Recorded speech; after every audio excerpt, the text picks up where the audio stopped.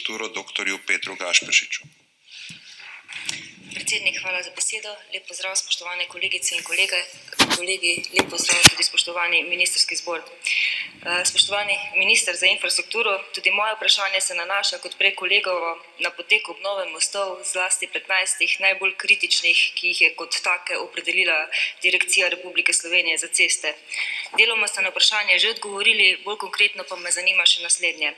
Direkcija Republike Slovenije za ceste je januarja lani že objavila razpis za sanacijo dveh najbolj kritičnih mostov, in sicer za most Socka med Arjo vasjo in Velenjem ter za most v Prestranku med Postojno in Pivko. Rok za dokončanje sanacijskih del na mostu, ki se nahaja na cesti med Arjo vasjo in Velenjem, je bil 180 dni. Kot je znano, gre za cesto, ki povezuje celotno Koroško in Šaleško dolino z avtocestnim omrežjem oziroma z ostalo Slovenijo.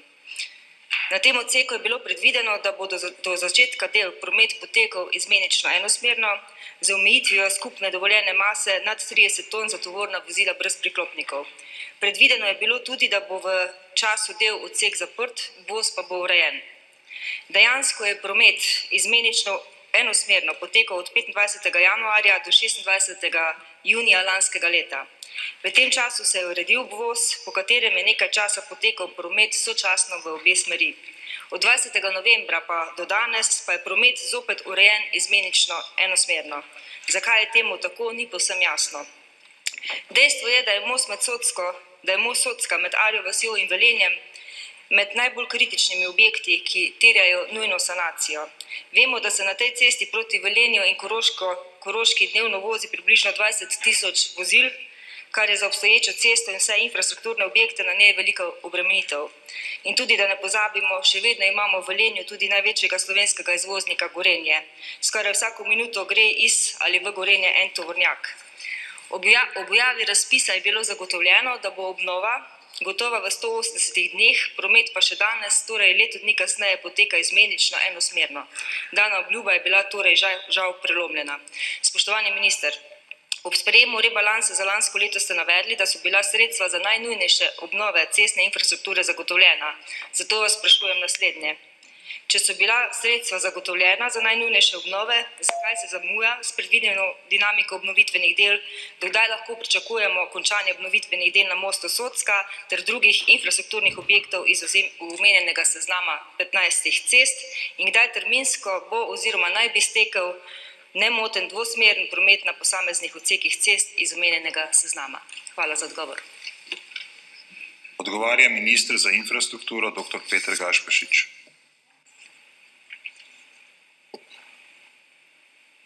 Hvala, gospod predsednik. Hvala, spoštovana poslanka Andreja Katič, za postavljeno vprašanje. Torej, v letu 2014 je bilo dejansko zaradi nezadostne nosilnosti uvedenih skupno 20 omejitev na premostitvenih objektih glavnih in regionalnih cest.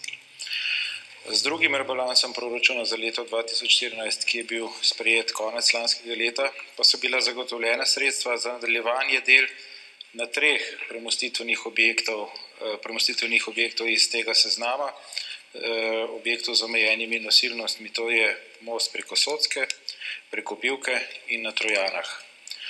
Na omenjenih objektih se dela trenutno na drugih objektih pa se dela ne izvajajo, ker trenutno ni zagotovljenih sredstev. Če sedaj podrobneje še predstavim aktivnosti na teh 3 objektih, torej na mostu preko Socke pri Skrlinovem gradu je prišlo do težav zaradi zelo slabega vremena v lanskem letu, saj je poleg samega nadomestnega objekta potrebno na novo zgraditi še 80 metrov zidu, ki je temeljen v samem potoku. V februarju bo tako nameščena zaščitna ograja, ostala dela, kot je gradnja krilnega zidu, ureditev križišča, rekonstrukcija ceste, pa bodo izvedena do konca meseca maja v letošnjem letu. V vmesnem času pa bodo zaradi posameznih faz, odvisnosti od potreb, še vedno potrebne enosmerne